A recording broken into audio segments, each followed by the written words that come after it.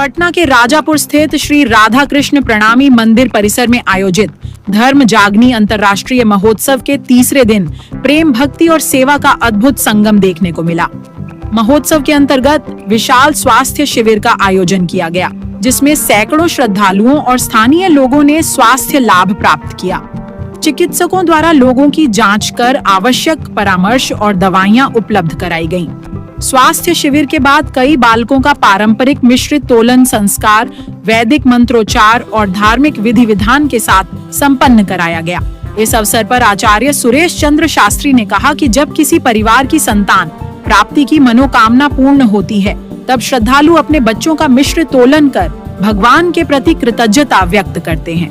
उन्होंने कहा कि यह एक प्राचीन धार्मिक परंपरा है जो वर्षों से श्रद्धा और आस्था के साथ निभाई जा रही है। इसके पश्चात आयोजित श्रीमद् भागवत कथा में आचार्य सुरेश चंद्र शास्त्री ने कहा कि आज का संसार क्रोध, लोभ, मोह और माया की अग्नि में जल रहा है और इससे मुक्ति पाने का मार्ग मानवता, करुणा और प्रेम है।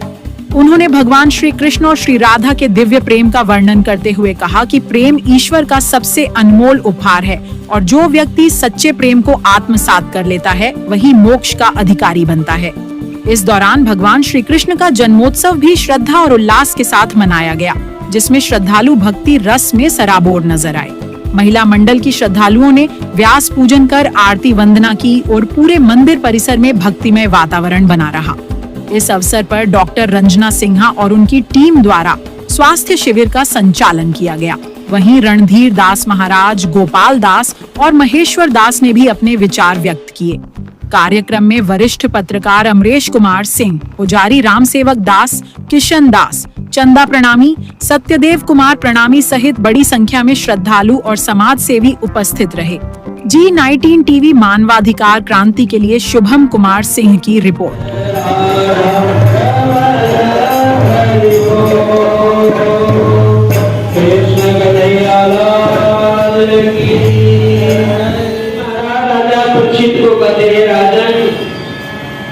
जिस तरह से नदियां, छोटे छोटे नदियां तरंग मारते हुए समुद्र में मिल जाते हैं, इसी तरह से मनुष्य के जीवन में कर्म, छोटे छोटे कर्म हमें कभी कभी अकर्मण्य वाच्यम, हमारे व्याकरण ने कहा तो ये अकर्म जो कर्म है वो मनुष्य को उस स्थान में गिरा देता है। कृष्ण कन्हैया लाल की, जहां में नहीं गिरना होगा वहां पर एक अकर्म है तो हमें गिरा देता है।